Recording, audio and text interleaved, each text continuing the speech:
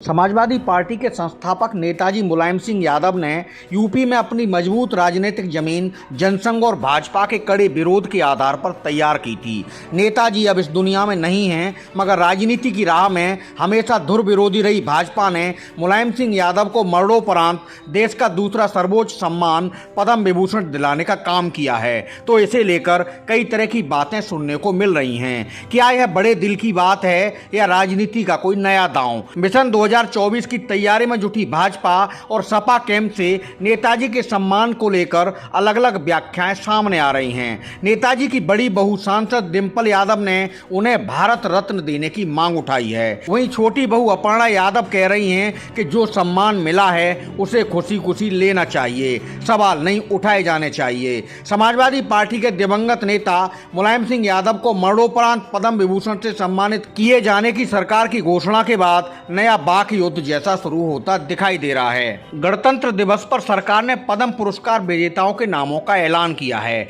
इसमें यूपी के पूर्व मुख्यमंत्री एवं सपा संस्थापक मुलायम सिंह यादव और ओआरएस के खोजकर्ता डॉक्टर दिलीप महालानाबिस को मरणोपरांत देश का दूसरा सर्वोच्च नागरिक सम्मान पद्म विभूषण दिया गया है। इसके अलावा तबला वादक जाकिर हुसैन, आर्किटेक्ट बालकृष्ण दोषी और भारतीय मूल के अमेरिकी गणितज्ञ श्रीनिवास वर्धन को भी पद्म विभूषण से सम्मानित किया गया है। कुमार मंगलम बिड़ला और सुधा मूर्ति समेत 9 हस्तियों को पद्म भूषण से नवाजा गया है, जबकि 91 हस्तियों को पद्मश्री सम्मान दिया गया है। सम्मान सूची में शामिल देश के पूर्व रक्षा मंत्री मुलायम सिंह यादव के नाम को लेकर अजीब सी सियासी राह शुरू होती दिखाई दे रही है। नेताजी को पद्म विभूषण दिए जाने को लेकर कोई और नहीं, खुद उनकी समाजवादी पार्टी सवाल उठा रही है। मुलायम सिंह यादव का बीते 10 अक्टूबर को लंबी बीमारी के बाद निधन हो गया था। सरकार की घोषणा के बाद बहू डिंपल यादव के साथ छोटे भाई शिवपाल सिंह यादव नेताजी को पद्म विभूषण सम्मान से संतुष्ट नहीं दिख रहे।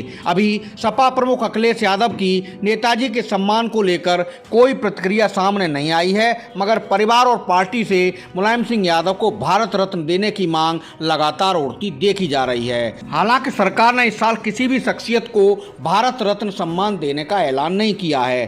पद्म विभूषण भारत रत्न के बाद दूसरा बड़ा नागरिक सम्मान है। सम्मान पर सवाल उठते ही भाजपा के चेहरे भी मैदान में आने लगे हैं। यूपी सरकार के पर्यटन मंत्री जयवीर सिंह ने कहा है कि सम्मान पर सवाल उठाने वाले समाजवादियों को अपने दिल से पूछना चाहिए। अखिलेश यादव तो कल्याण सिंह जैसे बड़े नेता के निधन पर पास में रहते हुए भी शोक व्यक्त करने तक नहीं गए, जबकि उनके पिता के निधन पर कल्याण सिंह के पुत्र गए थे। इससे साफ जाहिर होता है उनकी सोच में और भाजपा की सोच में जमीन आसमान का फर्क है। हमारी पार्टी बड़ा दिल रखती है, बड़े निर्णय बड़े लोग बड़ी सोच के साथ लेते हैं। कैबिनेट मंत्री जयवीर सिंह ये बात भी कहते हैं कि जिन पर राम भक्तों के ऊपर गोली चलाने का आरोप था, उनका भी इस तरह का सम्मान आज भाजपा ने किया है। रही बात नेताजी को भारत रत्न की मांग की है, तो डिंपल यादव के पति प्रधानमंत्री के पद पर जब पहुंचे तो वह यह काम करें, हमारी उनको शुभकामनाएं हैं।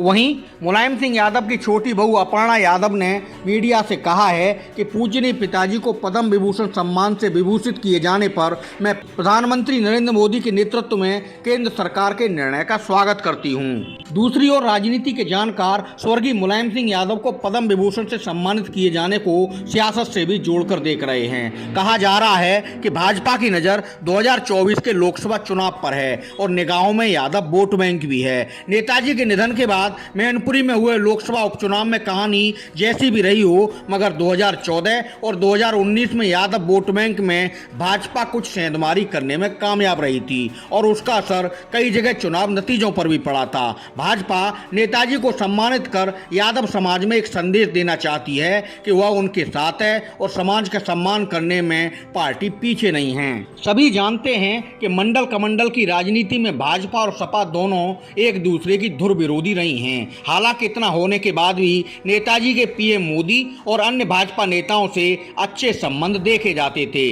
नेताजी मुलायम सिंह यादव ने पीएम मोदी को खुले तौर पर दूसरी बार सरकार बनाने की शुभकामनाएं दी थी। नेताजी को सम्मान दिलाकर भाजपा ने कहीं न कहीं राजनीति में यह संदेश देने का प्रयास किया है कि वह वैचारिक विरोधियों का भी भी पूरा सम्मान करती है। राजनीति के जानकार ये मानकर चल रहे हैं कि आगे 2024 के लोकसभा चुनाव में नेताजी के सम्मान को भाजपा और सपा अपनी अपनी तरह से चुनावी मंच से पेश करेंगे। फिलहाल तो भाजपा सपा के बीच बहस का मुद्दा नेताजी का सम्मान बनता दिखाई दे रहा है।